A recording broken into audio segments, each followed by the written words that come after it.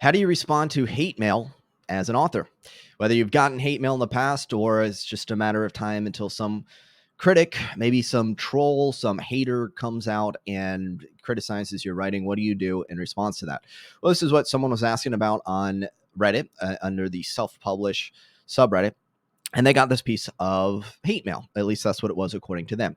So I'm going to go through this, and there's the obvious way to respond to them. I'm going to call it obvious because a lot of people responded in this post with their comments on it. Then I'm going to dive a little bit deeper into some of the psychology that's going on here, which will help not just with sort of building your resilience to haters. It's going to help with a lot of things that you might do in the world of self-publishing and book marketing. All right, so the person posted that they sent out an advanced reader copy, and one person was complaining about a typo that wasn't there, some minor details that they weren't even sure they got wrong. Now, here's where it gets interesting. The author is saying, I don't know how to respond to this person without offending them. And credit to this author for being willing to open up and share this. So they've gotten some other positive feedback from advanced readers. So it seems like it's just this one person who didn't like these issues. And now here's the first point I want to bring up. Okay, either way, I'm screwed. Interesting, right? Either way I respond to this, I'm screwed, because they'll leave a detailed 1-star review and then my writing career is over before it started. That's one possibility. And if I ask them not to write a review, they'll probably mention that in the review. And if I ignore it, they'll say I didn't care. And if I respond to all their criticisms and defend myself, I might make things worse. Okay, it's not quite an either or dichotomy. There's at least 3 options I see here. Either way, it's a very limited way of looking at things. This is the first thing I want to point out, is that a lot of times I see this sort of catch-22 or damned if I do, damned if I don't type of mentality. And if you ever find yourself in that situation, I'm not saying there aren't some real dilemmas in this world that exist. A lot of times, though, it's a matter of, are those your only options? Is your only option to ignore it or to respond and defend yourself or ask them not to leave a review? Or are there many other options in addition to that? Right? At least one other pretty viable option that I'll cover here in a moment, which a number of other people mentioned. So this is something to point out. Anytime you feel kind of like stuck or I don't know what to do, it's like no matter what option I pick, it seems like I'm screwed. And usually that's a sign of some type of limited thinking. Okay. And I don't mean that as like an insult. I go through it too. It's part of life. And so if you can expand beyond that and take a different perspective, then a lot of times you realize there's more options than what you're initially considering. So that's the first element. And well, let's just jump right into it. What's a real simple solution to this? You might have an idea. What would you do if this happened to you? Well, the first thing that popped in my mind, as other people mentioned here in this thread, is just thanks for your feedback. That's really all you need to say. Thank you for your feedback. Now, if you want to elaborate a little bit more, you could even say, I really appreciate your attention to detail. Thank you so much for taking your time to read this book and share the things that you caught. Something like that. And that's it.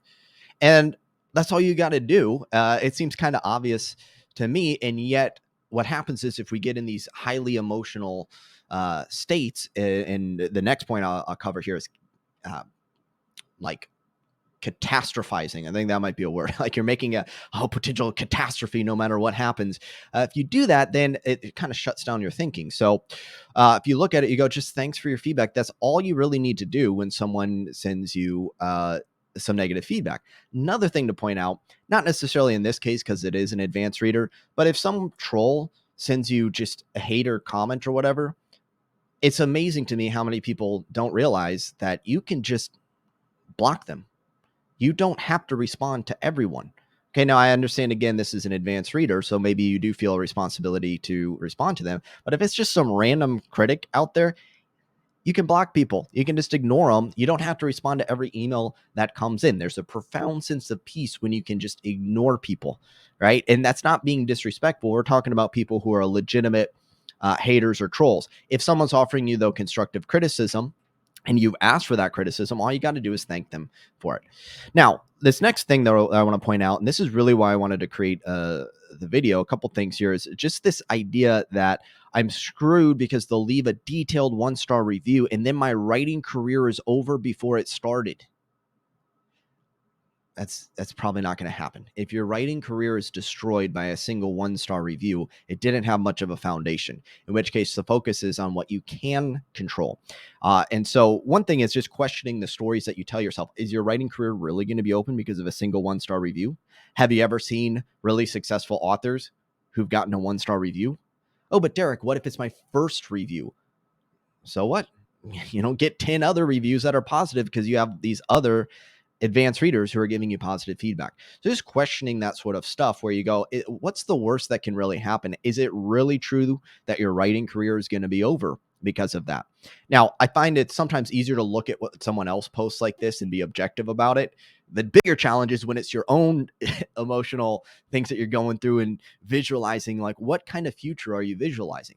So if you feel a lot of trepidation or fear around something or anxiety, look at the story you're telling yourself, because this is all a story. They'll leave a detailed 1-star review. It's not even up for debate. They are predicting the future. It's this idea of hallucinating a future that may or may not come to pass.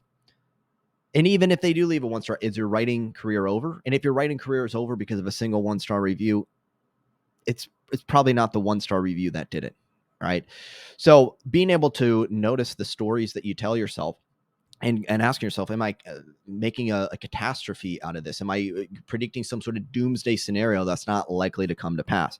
And then this leads into the next point, which is what is within your control and what is not within your control.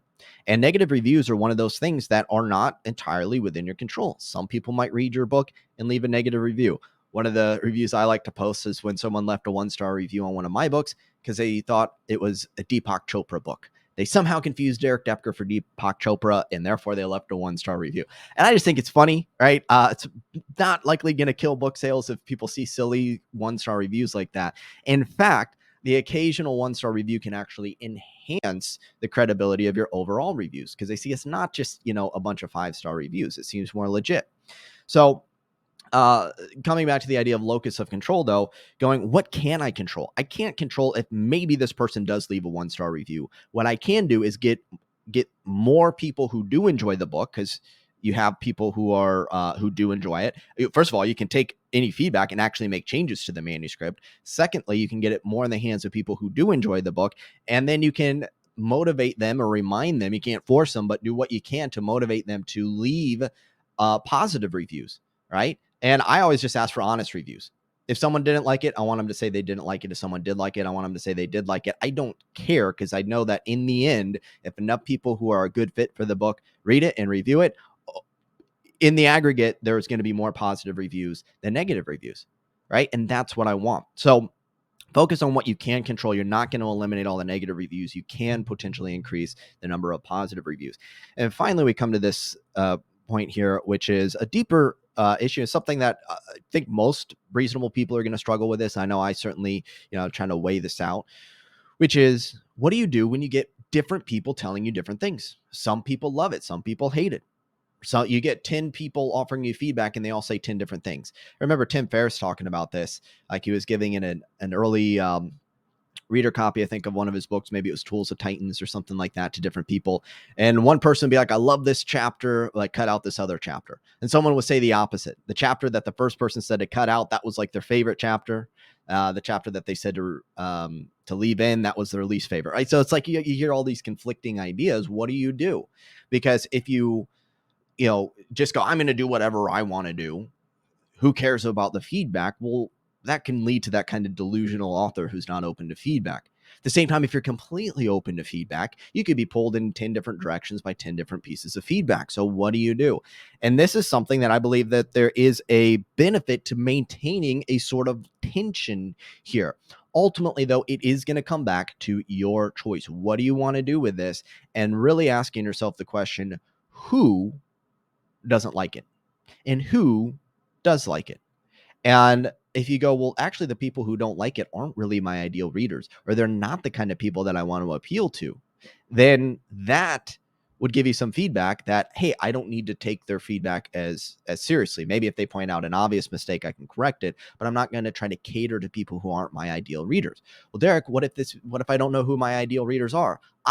Now you know one reason why it's so important to identify your ideal reader before you start going through the feedback process, or maybe as you're going through the feedback process, when you see the people who respond best to your book, best to your writing, then they're actually raising their hands and saying, hey, I'm the ideal reader. And then you get to know more about the people who are leaving positive feedback and how do you appeal more to them. Ultimately, though, it's your decision. You are the CEO of your company. You are the chief in charge of your writing, what you do, the direction you want to take it in, who you want to appeal to. It ultimately comes back to you. Maybe that's the Captain Obvious thing to say. The point, though, is there's some point where you actually got to let go of trying to, please everyone and go, who do I want to really connect with and reach? And then you prioritize their feedback. And if they don't like it, your ideal reader doesn't like it, then you take that into consideration. If someone who is not really the kind of person you're trying to appeal to, they'll offer some negative criticism, maybe take it into account, but you can safely ignore some of that when you know it's not who you're trying to connect with. So these are just a few thoughts to recap. One thing is, if you're limiting your options, consider if there's another option you haven't considered. Are you catastrophizing something and making a bigger deal than maybe it actually is? What can you control? What can you not control? Focus on what you can control, and then ultimately realize you are ultimately in charge. Take on any feedback that you want. At the end of the day, though, you decide who you want to appeal to. And if you get more clear on your ideal reader, that will help you sift and sort through the feedback that you get. Let me know your thoughts. How would you respond to this? Have you gotten any sort of hate mail or hate messages, whether that's from an advanced reader or someone else? Any silly 1-star reviews? Go ahead and leave a comment. Love to know your thoughts.